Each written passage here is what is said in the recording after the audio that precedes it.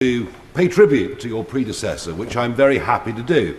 Giles Watling, a very decent, nice, honourable man, former actor, wears his Garrick Club tie, nothing even vaguely conservative about him, but a jolly nice chap, and it was a clean fought campaign.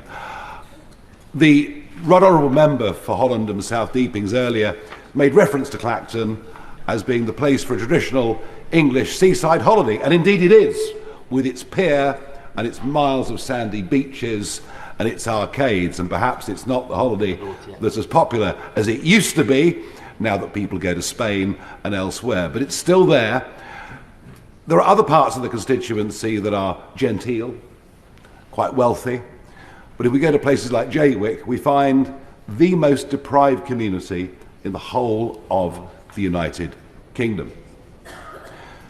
Those communities have little faith or trust or belief that government can make their lives better. Indeed, what I found knocking on doors were people saying, we want to work, we want to get on, we want to make money, but as soon as we work for 16 hours a week or more, our benefits get taken away. We're better off staying on benefits. And I have to say, I feel immensely sorry for people who the benefit system, which is designed to help them, is actually keeping them trapped in levels of relative poverty. So I will do my best as the MP for the area to bring business investment, private money into the constituency with jobs and training and skills. I can't promise that I'll do it, but I will do my absolute damnedest to make it happen. Now, it's funny because I spent nearly 21 years as a member of the European Parliament in Brussels and with its monthly journey to Strasbourg. And I have to say, this place is very different indeed. It's smaller. There is not a chauffeur-driven Mercedes available for each member. No large lump sums of money, which you don't have to spend on anything and show no receipts for. And I wonder whether perhaps that's why so many in the British political system seem to adore the European Union so much, because it is a rather wonderful place to work. What I perhaps didn't expect was to come here and to find that I'm more outnumbered with my reform team, more outnumbered here than we were in the European Parliament, because there are more supporters of Brexit in the European Parliament than I sense there are in this Parliament of 2024. This is very much a Remainers Parliament. I suspect in many cases it's really a Rejoiners Parliament.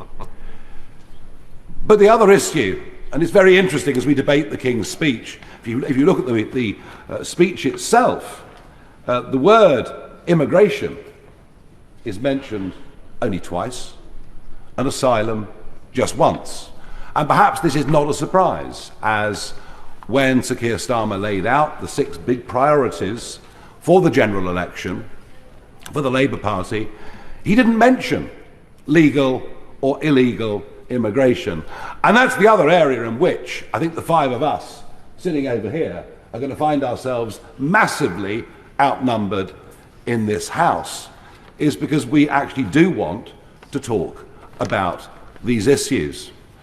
You see, I believe that the population explosion is having the biggest impact on the quality of life of ordinary folk than any other issue.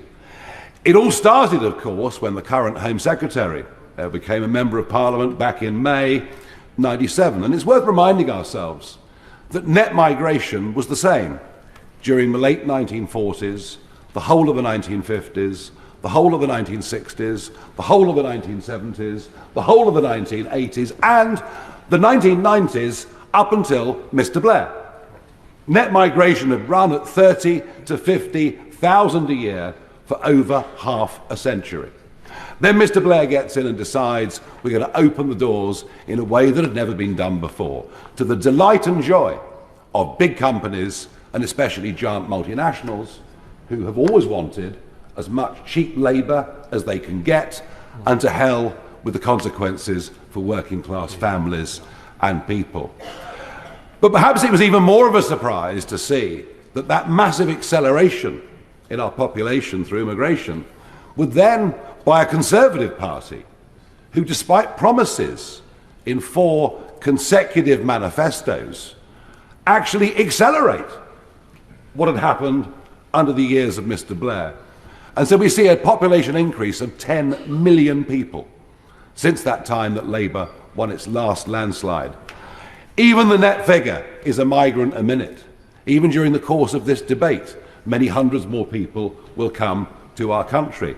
And nobody is making the argument that there aren't some exceptionally wonderful people among them. There are, of course. But the sheer level of population means we have to build a new house every 2 minutes. Even if the Labour government is able to fulfil the 1.5 million houses that it wants to build during the lifetime of this Parliament, it will make no dent at all on the current shortage of housing. Rents have risen by 25% since 2021. Why? Population increase and pressure. And the list goes on through access to health services, to congestion, to pressure on infrastructure. The population crisis is the biggest impact affecting people's lives, damaging their quality of life, and virtually nobody in this place even wants to talk about it. But perhaps it's on illegal immigration that I do really want to make a point. 4 years ago, I went out into the English Channel repeatedly, filming dinghies coming across the channel, dinghies with an average of 16 people per boat. I was described as being a sad, lonely, desperate figure, always seeking attention. And I've no doubt there are some that think that's still the case today. Thank you. But I did it because it was obvious to me what was going to happen. It was obvious that there would be a huge influx of people illegally coming to Britain across the English Channel. And it would happen because we'd stopped deporting people who came to Britain illegally. And perhaps the Labour Party might want to reflect themselves on the last period of Labour government, where we had Home Secretaries like David Blunkett, far, far to the right of people like the Shadow Home Secretary today. You came to Britain illegally during the last Labour government. Your feet didn't touch the sides. You were gone, you were out. Indeed, in the last year of the Labour government, from 2009 to 10, 50,000 people who came here illegally were deported. Now, none of that happens anymore. It didn't happen under 14 years of Conservatives, and it clearly isn't going to happen under this Labour government. And I wonder why.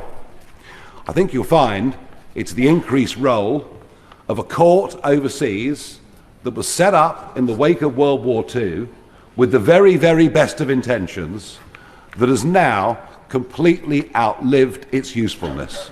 It is, of course, called the ECHR, the European Court of Human Rights, and it was the Labour government that enshrined the convention into British law. We will not stop the boats, even if we send a handful to Rwanda. We will not stop the boats by attempting to smash the criminal gangs. We've been doing that to the drugs industry in Britain year after year, decade after decade, with no success whatsoever. Yeah. The financial rewards for smuggling people across the English Channel can now net a gang 2 to 3 million euros a week. Whatever prison sentences or penalties are put upon them, there will always be people volunteering to make millions of euros a week. We will only stop this if we start deporting people that come illegally. Then they won't pay the smugglers. But we'll only do that by leaving the ECHR. But I've got a fun suggestion that I think would liven up politics, engage the public, and see a massively increased turnout. Why don't we have a referendum on whether we continue to be members of the ECHR?